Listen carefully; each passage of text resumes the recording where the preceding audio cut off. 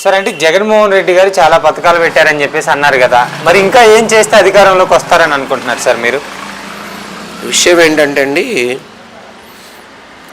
ఒక తల్లి ఒక తండ్రి ఒక నలుగురు పిల్లలను కన్నప్పుడు ఈ నలుగురిని నేను సక్రమంగానే పెంచి పోషిస్తున్నానే భావనలో ఉంటారు. తల్లికి ఒక రకమైన పాత్ర ఉంటుంది, తండ్రిది ఒక రకమైన పాత్ర ఉంటుంది. ఇలాగే ఇంత పెద్ద పార్టీకి నాయకత్వం అధ్యక్షులు అనేటప్పటికీ చిన్న చితక అవంతరాలు ఉంటాయి.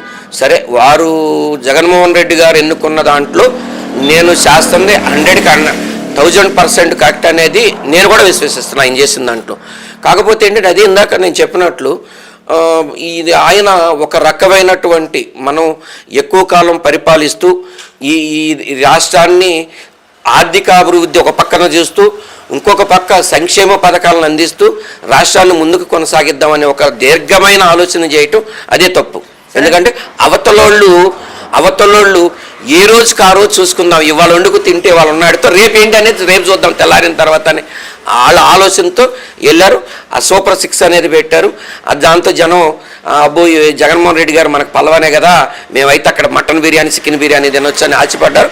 ఆశపడటంలో పేదవారి తప్పేం లేదండి. పేదవారు ఆశపడతారు, ఎవరు పెడతానన్నా ఆశపడతారు, వేశారు. కాకపోతే గతంలో చంద్రబాబు నాయుడు గారు అనేక మార్లు 3 సార్లు చూస్తున్నారు కాబట్టి జనం కూడా ఒకసారి ఆలోచన చేస్తుంటే బాగుండేది. అంటే ఇప్పుడు మీరు అన్నట్టు చంద్రబాబు నాయుడు గారిని ఆశ చూపెట్టారంటారు ప్రజలు? ఆశ చూసే వేశారని మనం భావిద్దాం.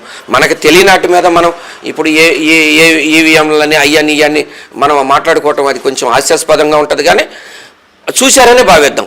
ఆయన పెట్టిన ఆశకి లోబడి మాత్రమే ఓట్లు వేశారనేది నాకైతే 100% నాకున్న అనుభవం అది. అంటే మీ పార్టీ అధికారంలో ఉన్నప్పుడు చాలా అన్యాయాలు చేశారంటున్నారు, నిజమంటారా?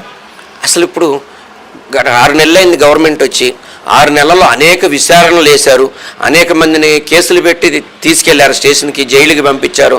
కానీ ఏ ఒక్క కేసులో కూడా వీళ్ళు ఎక్కడా కూడా పురోగతి సాధించలేకపోయినారు. ఇది బాగా ఈ గవర్నమెంట్కి పెద్ద మైనస్ ఇది. ఎందుకంటే మనం ఒక నింద ఒకరి మీద మోపినప్పుడు దానిని నిరూపించకపోతే ఆటోమేటిక్గా వారే ఇంత బ్రహ్మాండమైన మెజార్టీతో గెలిచిన కూటమి ప్రభుత్వం రోజు రోజుకు ఇలాంటి ఆధారాలు లేనటువంటి అసత్యాలను ప్రచారం చేయటం వలన వాళ్ళకు వాళ్ళే దిగజార్చుకుంటున్నారనేది నాకున్న అభిప్రాయం మిత్రమా.